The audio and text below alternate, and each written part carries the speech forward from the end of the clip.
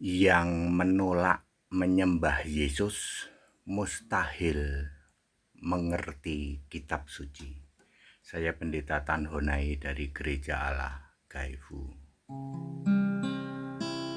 Bapak Ibu Saudara, 35 tahun saya di Tritunggal, ya. Pindah gereja sana sini, intinya saya tetap di Tritunggal. Membaca Alkitab saya tidak bisa mengerti. Ya. Puluhan tahun saya nggak ngerti.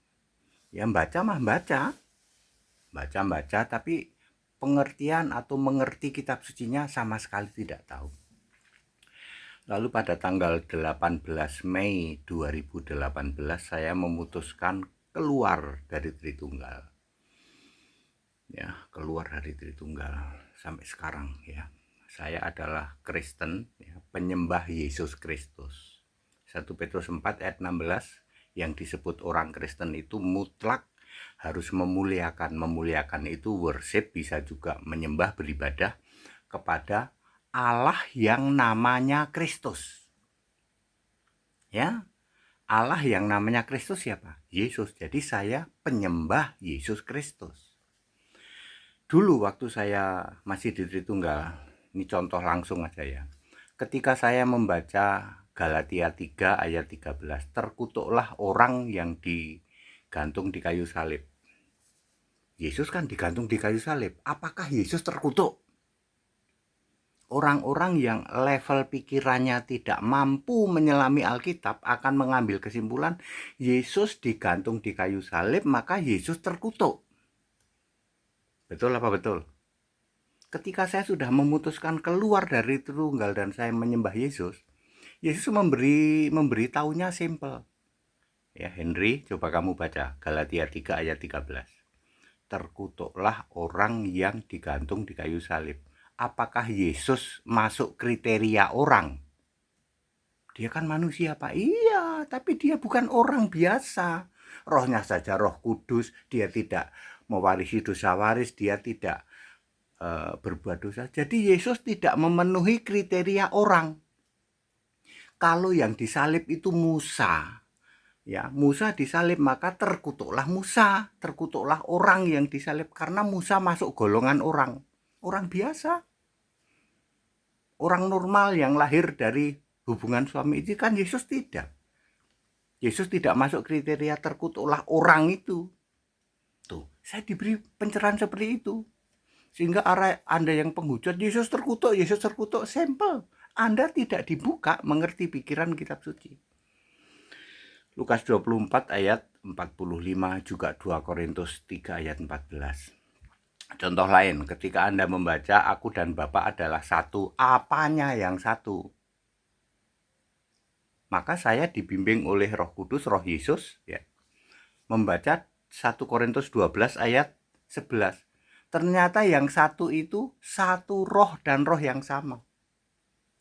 Bapa adalah kiasan Yesus Allah. Jadi roh yang ada pada diri Yesus manusia sama dengan roh Allah yang di surga. Bukan roh Bapa. Bukan, Bapa tidak pernah punya roh.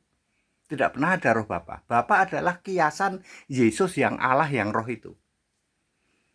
Contoh lain, kalau Anda membaca Yohanes 1 ayat 1, 2000 tahun tuh, seumur hidup saya dulu di Tritunggal tidak pernah paham. Apa sih itu? Pada mulanya adalah firman F-nya huruf besar. Yang pertama saya dibuka, ini F-nya huruf besar loh. Bukan firman perkataan, bukan.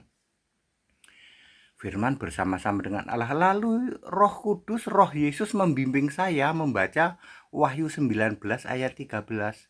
Ternyata firman Allah itu sebuah nama. Nah, artinya Tuhan Allah. Siapakah nama Tuhan Allah? Yesus. Pada mulanya Tuhan bersama-sama dengan Allah, dan Tuhan adalah Allah. Siapakah dia? Tuhan Allah itu Yesus.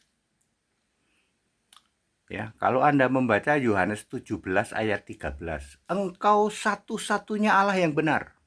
Siapakah dia? Lalu Anda pikir adalah Bapa gitu?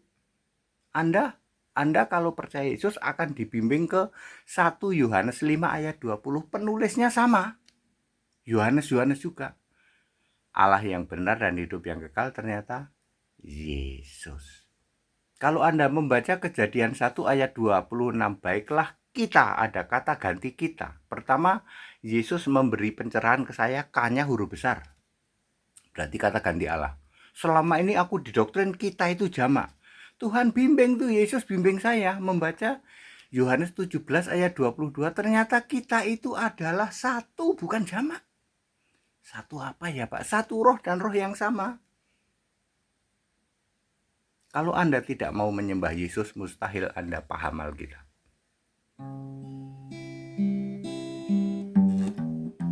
Sebab firman-Mu pelita bagiku, sebab firman-Mu kebenaran. Seturutlah pada firman Tuhan, jangan sampai kau sangkal namanya.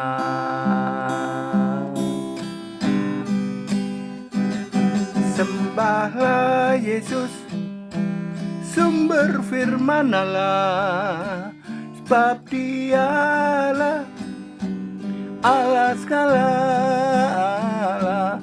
Pujilah Yesus, Tuhan Allah, Alfa Omega, selama-lamanya. Jadi Bapak Ibu Saudara, kalau Anda tidak menyembah Yesus Kristus, mustahil mengerti kitab suci. Yesus membuka pikiran kita mengerti kitab suci. Saya sudah mengalami 35 tahun di Tritunggal. Ya, Anda tidak akan pernah bisa paham Alkitab. Bahkan untuk ayat-ayat yang sangat sederhana.